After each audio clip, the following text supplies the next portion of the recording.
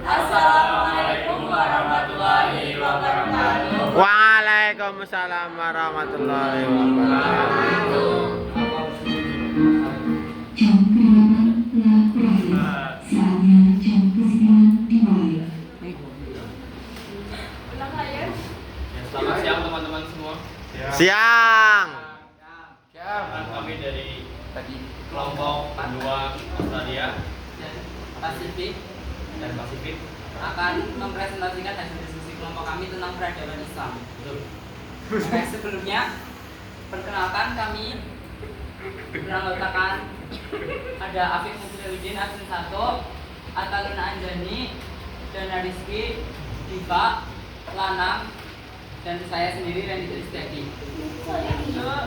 Terus ada Derma Maria Gaya Badri. Oke. Yo. Presentasi kali ini memuat beberapa poin yang seluruhnya didasari oleh buku pendidikan agama Macam mana? Islam Macam mana? dari Kemendikbud. Di sini untuk poin yang pertama adalah Islam masuk ke Indonesia melalui imigran dari negara Balkan, India, Pakistan, Timur Tengah, Mesir, dan Indonesia melalui pasca Perang Dunia II. Baik, seperti kita ketahui semuanya bahwasanya Perang Dunia I dan Perang Dunia II itu diawali pada tahun 1914 dan berakhir pada tahun 1945. Kemudian alasan mereka melakukan imigrasi dari negara asalnya ke Australia adalah untuk mencari keamanan pasca Perang Dunia. Dan sebelumnya Australia adalah negara yang berada pada bagian sisi selatan Indonesia yang memiliki nama resminya yaitu The Monwealth Australia atau negara persemakmuran Australia yang terdiri dari 6 negara bagian dan 2 negara teritorial. Sedangkan Pasifik, mungkin kita mengenal Pasifik adalah sebagai nama benua, nama samudra. Tapi sebenarnya Pasifik itu mencakup 3 bagian, yaitu Samudra Pasifik, Lingkar Pasifik, dan Kepulauan Pasifik. Dan yang akan kita bahas pada materi kali ini adalah Kepulauan Pasifik. Kepulauan Pasifik itu kumpulan pulau-pulau kecil yang berjumlah 20.000 hingga 30.000 yang memiliki yang bersatu menjadi 3 gugusan utama, yaitu gugusan Melanesia, Oseanesia, dan Mikronesia. Kemudian, jadi pada masa Perang Dunia II ini mereka melakukan imigrasi karena didukung juga oleh pemerintah Australia. Jadi Australia sendiri memiliki semboyan yaitu populasi atau musnah. Jadi mereka membantu imigran tersebut untuk masuk ke Australia, selain untuk menyebarkan agama Islam yang merupakan tujuan tersiratnya, juga untuk mempertahankan populasi di daerah Australia. Kemudian untuk yang Indonesia akan kita masuk ke poin yang kedua, yaitu pada abad ke-19 pelaut Makassar dari Indonesia sudah berinteraksi dengan suku aborigin. Jadi seperti kita ketahui bahwasannya suku asli dari kependudukan Australia adalah suku aborigin. Kalau kita bersumber dari buku, di sini diketahui pada abad ke-19.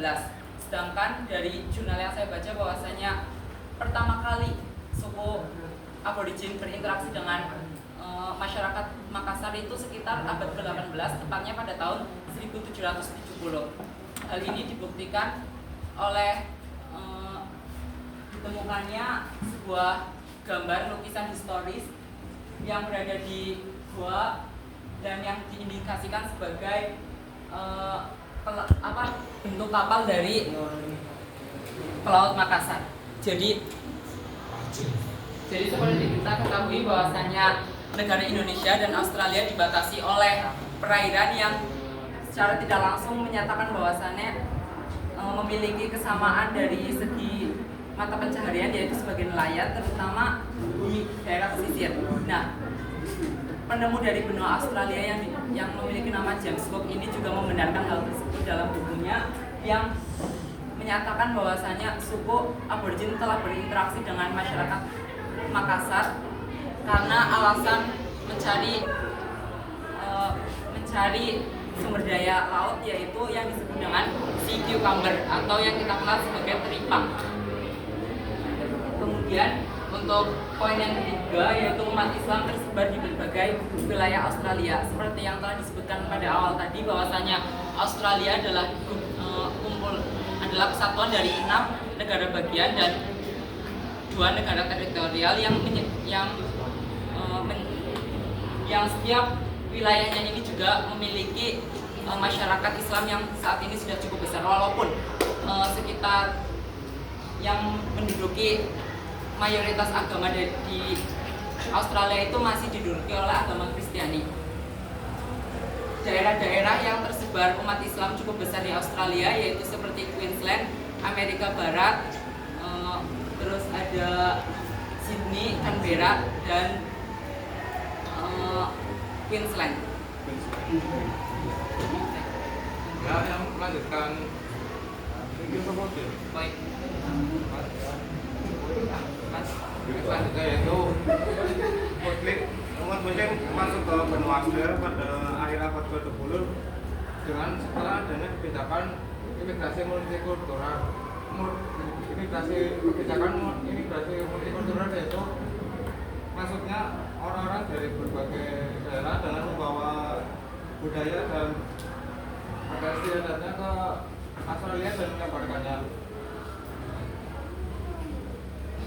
Nah, yang selanjutnya yaitu umat Islam adalah salah satu agama yang tumbuh cepat di Australia dengan banyak adanya masjid, sekolah, dan pusat komunitas Islam.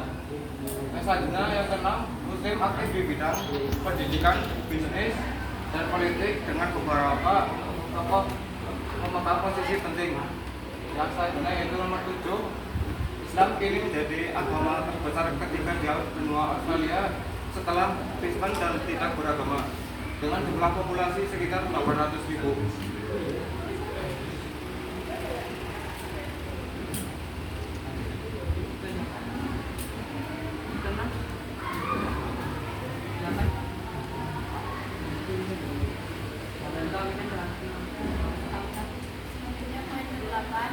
Bercita, tengah.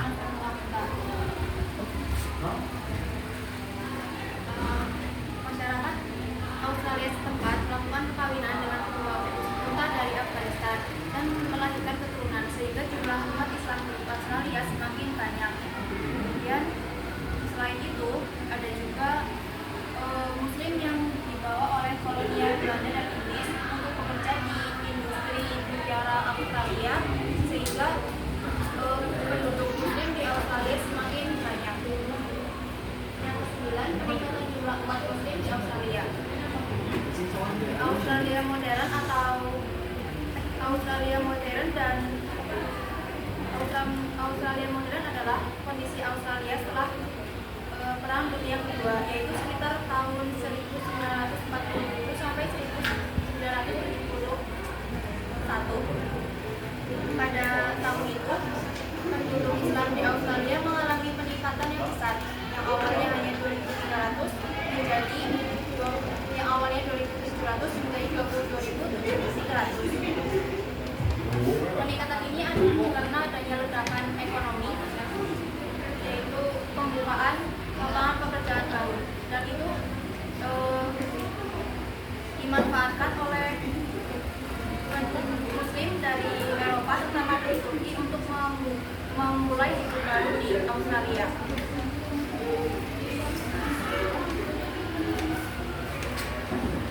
Ya, seperti yang tadi disampaikan oleh Randy dengan Afif, bahwasanya mayoritas penduduk Australia yang beragama Muslim itu berawal dari imigran.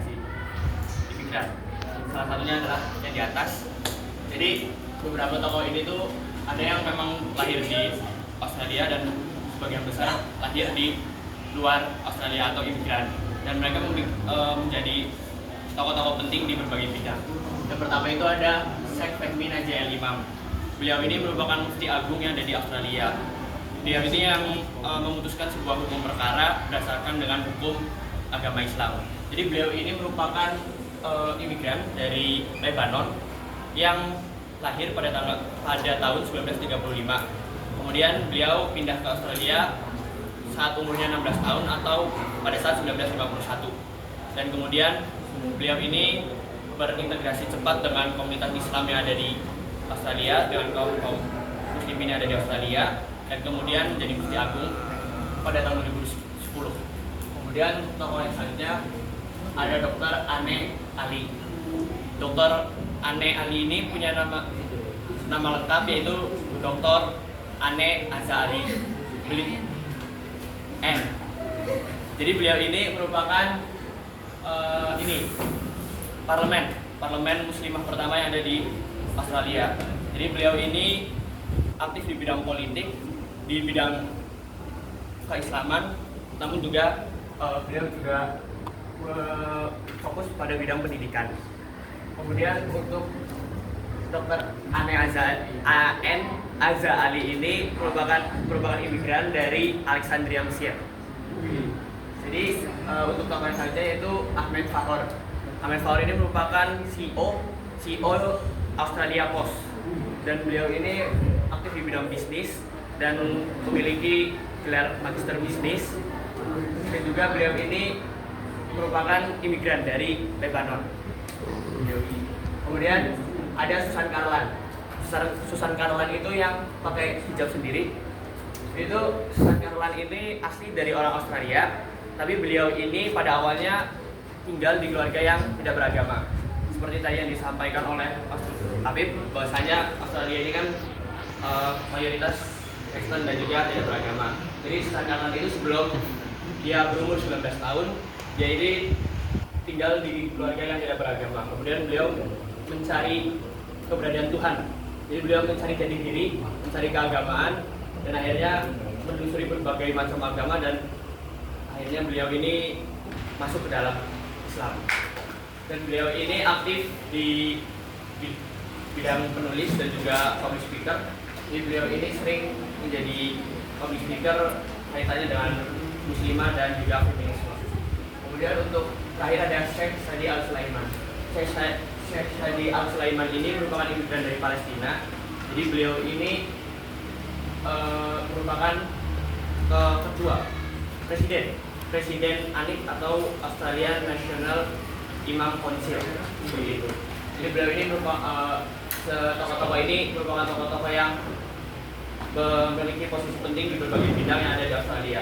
Jadi hal tersebut mendukung dengan pernyataannya Afif dengan Randy, yang dimana mayoritas Muslim Australia itu merupakan imigran dan juga aktif di bidangnya masing-masing. Seperti itu.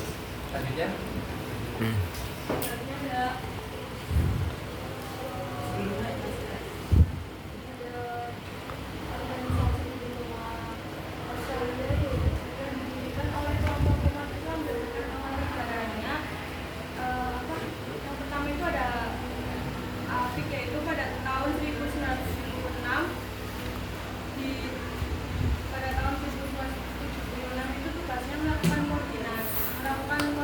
Di seluruh wilayah benua Australia. Yang kedua ada Australia Muslim Lebanon, itu organisasi kesejahteraan yang bermarkas di Latonga, pinggiran selatan barat Sydney. Yang ketiga ada Dewan Imam Nasional Australia, itu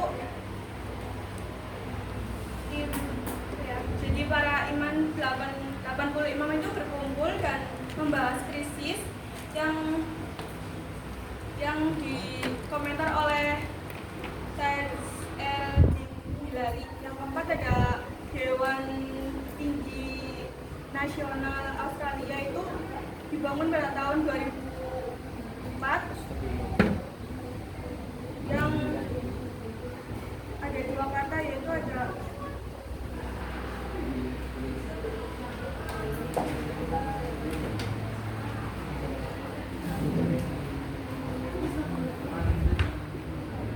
moderat dan perambat.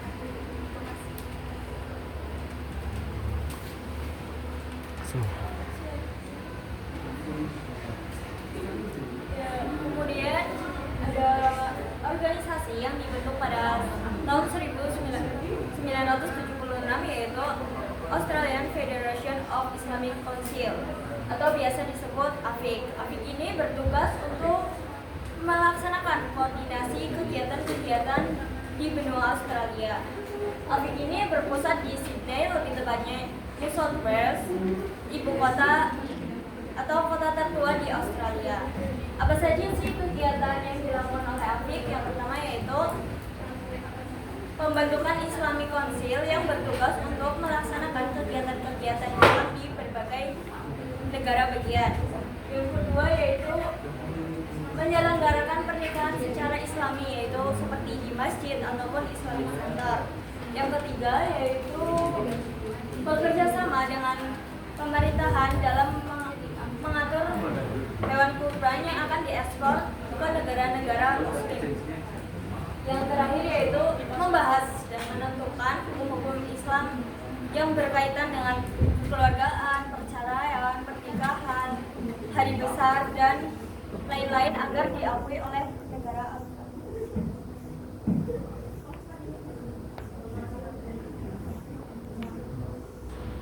Selanjutnya, selain organisasi tadi yang AFIS, ada juga organisasi lain, yaitu salah satunya ada FAMSI atau Federation of Australian Muslim Student Youth dan juga Women Muslim. Nah, organisasi ini turut ikut menyebarkan agama Islam dengan dakwah-dakwah, kemudian mengadakan pertemuan-pertemuan kegiatan Islam juga kegiatan-kegiatan sosial. Nah, serta mereka juga menerbitkan sebuah majalah bulanan yang berisi tentang pengertian hakikat kisah-kisah yang berkaitan dengan Islam itu. Ini nggak kenal, wow, jawabnya. Hal itu tak mudah bagi mereka karena mayoritas di Australia di negara Australia kebanyakan adalah non-Muslim. Baik, itu tadi pemaparan kelompok kami mengenai peradaban Islam di benua Australia dan Pasifik. Baik, kepada teman-teman yang ingin bertanya, kami persilahkan.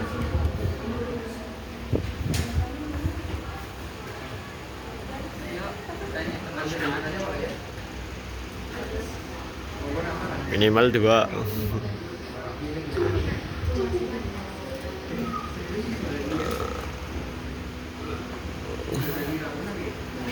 Yang mau tanya, silahkan.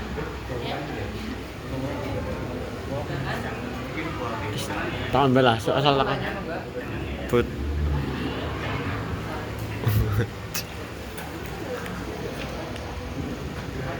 Ada yang mau tanya atau tidak? Sudah cukup Pak. Takon lah, siji apa loro lah?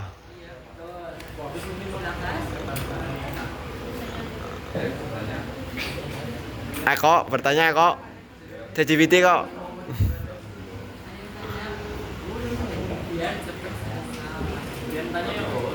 Orang kok ini ngomong.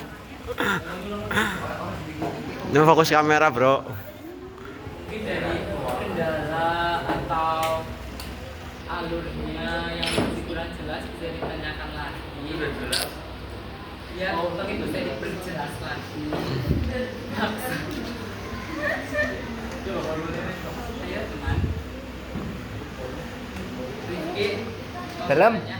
Enggak. Silakan Rizky. Misal tanya ini fotonya siapa? N ada tadi yang mana? Yang paling bawah. Yang pakai kerudung itu siapa? Itu kenapa nggak pakai kerudung? Tadi sudah jelasin. Tadi sudah jelasin. Tadi lagi nyimak lagi. Tadi kan aku ke WC. Rizky sampai 30. Jangan tekan. Ya, yang menyimak kemudian silakan. Sebelumnya terima kasih sudah beri kesempatan untuk bertanya. Izin bertanya. Sebelumnya perkenalkan saya Brian Pratama absen 9. Saya ingin bertanya. Saya dijelaskan tokoh-tokoh Muslim terkemuka di benua Australia. Berarti penyebaran di Australia itu pada saat awal-awal tokoh itu atau sebelumnya sudah ada pada zaman Khalifahan atau pada zaman Nabi? Bagaimana penjelasannya? Oke. Aja. Aku izin jawab ya. Jadi peradaban Islam apakah dipengaruhi oleh tokoh-tokoh ini? Jadi Bang kata sebelum ada tokoh-tokoh ini tuh udah ada Islam atau belum gitu kan? Udah ada kayak zaman kekhalifahan udah ada Islam di Australia atau belum? Betul. Ya. Jadi izin menjawab juga. Tadi sudah sempat dijelaskan juga sama Randy. Jadi tokoh-tokoh yang disebutkan di sini itu rata-rata masuk ke Australia itu pada abad ke-20 19 sekian. Tapi sedangkan ada yang namanya pedagang Maluku yang dimana Makassar yang kedatang ke Australia itu abad ke-18. Abad ke-18. Jadi sebelum tokoh-tokoh ini datang ke Australia itu sudah ada beberapa orang yang beragama Muslim, tapi masih dalam kelompok-kelompok kecil lah, gitu. Jadi setelah adanya salah satunya itu Syekh Fahmi Naji Imam. Jadi beliau ini kan masuk ke Australia itu tahun 1951. Setelah 1951 tuh beliau ini bikin komunitas sama circle kecil-kecilan lah, sama orang-orang Muslim yang ada terintegritas. Habis itu lambat laun Syekh Fahmi ini bikin komunitas Islam itu semakin besar. Jadinya tuh beliau ini jadi salah satu mufti agung kayak yang tadi aku sebut. Jadi beliau ini salah satu pelopor stimulus terbesar peradaban Islam. Jadi kalau dikatakan Islam sudah ada sebelum mereka datang itu sudah ada, tapi lebih cepat pada saat mereka ini datang ke Australia karena mereka ini punya pengaruh dan mereka menduduki posisi penting di bidangnya masing-masing kayak gitu. Kayak gitu. Apa kamu jawab? Terima kasih, Gitu. Mas. Terima kasih ya. Apakah ada yang ingin bertanya lagi? Oke, kepada teman-teman masih ada kesempatan untuk bertanya. Ya. Kepada Hestri dipersilakan. Perkenalkan, saya Hestri, absen 17. Di sini izin bertanya. Jadi apakah pada penyebaran Islam di benua Australia itu ada kendala yang dialami oleh para penyebar tokoh tersebut? Tokoh penyebarnya itu ada kendalanya dalam menyebarkan atau tidak? Terima kasih.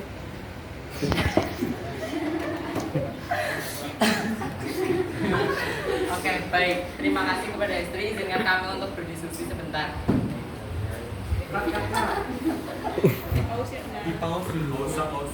Oh, coba.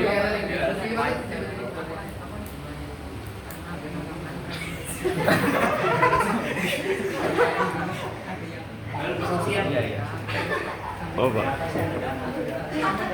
Enggak, yang ini saya ya benar sampai dulu pertolongan mereka. Salah satunya ini saya yang apa namanya penembakan. Tapi aku lupa kalau itu cerita persisnya gimana. Oke, berarti dijawab aja ya. Ya kamu aja. Ya. Baik, terima kasih atas waktu yang diberikan untuk kami melakukan diskusi. Jadi dalam penyebaran agama Islam, terutama pada awal masuknya Islam di peradaban Australia dan Pasifik itu memiliki banyak kendala. Seperti yang telah dijelaskan pada poin 1, bahwasanya persebaran agama Islam itu erat kaitannya dengan imigran atau seseorang yang berpindah dari negara satu ke Australia dan Pasifik. Untuk yang pertama dari jurnal yang kami telusuri, bahwasanya yang pertama dalam kendala penyebaran agama Islam di Australia sendiri itu pernah mengalami penolakan karena tadi disebutkan bahwasanya pasca Perang Dunia II itu terjadi ledakan gelombang imigrasi sekitar 2 juta penduduk yang masuk ke Australia. Nah, di sini Australia pun mengetahui bahwasanya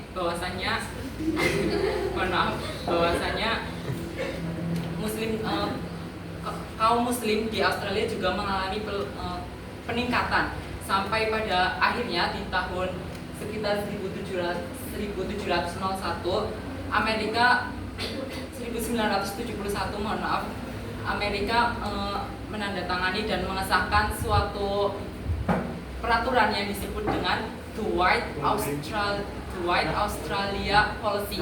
Hal ini mengatur tentang batasan kaum muslim di Australia karena di situ sudah mulai ada Islamofobia, terutama di daerah-daerah negara bagian Australia. Yang kedua yaitu Australia juga menerapkan suatu aturan atau batasan yang disebut dengan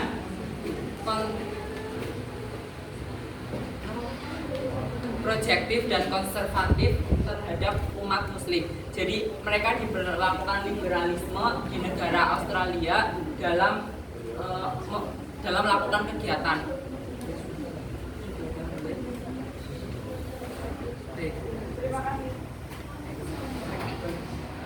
Baik, kepada teman-teman apakah sudah cukup? Mantap. Apik. Baik. Terima kasih atas perhatian. Kamu masih sama cewek. teman-teman Padahal iya semua. lagi nang iya serius. Terhadap pemaparan yang sudah kami paparkan. Kurang lebihnya kami mohon maaf. Wabillahi taufiq wal hidayah. Wassalamualaikum warahmatullahi wabarakatuh. Waalaikumsalam.